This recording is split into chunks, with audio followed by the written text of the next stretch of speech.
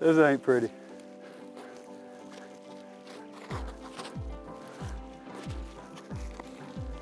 Okay.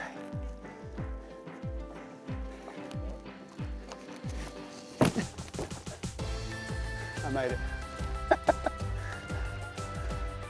Hey, sometimes when you set your camera guy on the bank and he does the splits and the boat drifts off, you gotta climb a big rock to get back in it. Better than getting wet.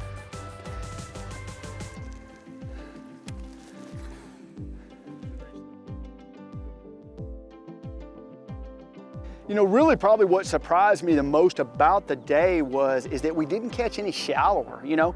And so as we keep going, I look down and I actually look down at my side view. You know, I've got a 4-screen going on at the time. I've got down view, side view, I've got mapping, and I've got traditional sonar. And I look out to the side and I'm seeing some what look like boulders to me on the screen. And so on those boulders, I kind of move out there and start fishing it, and pretty quick I get a bite. I miss that one, and then I catch like a 2.5 pounder on the same little finesse jig.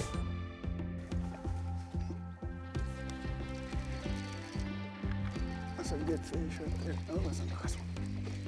Now listen, this is pretty wild right here. I gotta show you what I've been doing. I'm just out in the middle, and what happened is it's not a giant, but it ain't bad. What happened is I started on my side view, I started seeing rocks out, you know, out from the bank. And so, you know, what I decided to do is get out here and just kind of drag a little small football head around out there, and boom, 2.5 pounder, that ain't bad.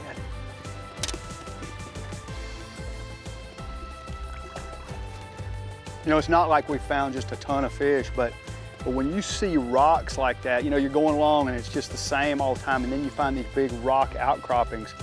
Well, I mean, that's something bass can hang on. You know, there's certain places that a bass won't be, and generally speaking, if it's just on pure sand with nothing there, he ain't gonna be right there. But then, you know, we get up around some laydowns and we get to, you know, we catch a couple on some trees, and then we see this rocky outcropping.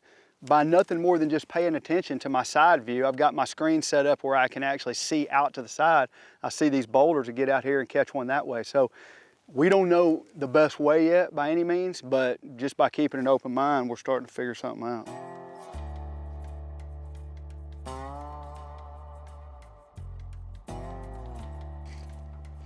Oh, that's a nice one. Now this is just, this is so cool right here. All I'm doing is I'm just kind of trolling around on this big giant flat, and I pick up a Strike King 1.5 flat, which is a great bait this time of year because it's got a pretty tight wobble, and I just like it as a pre-spawn crankbait.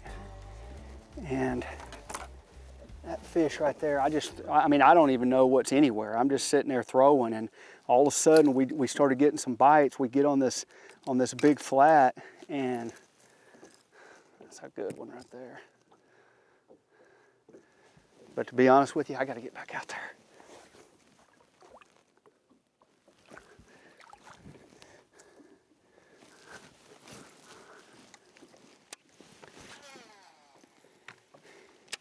The first one we caught on a little small football head, tour grain tungsten, 1/2 ounce football head.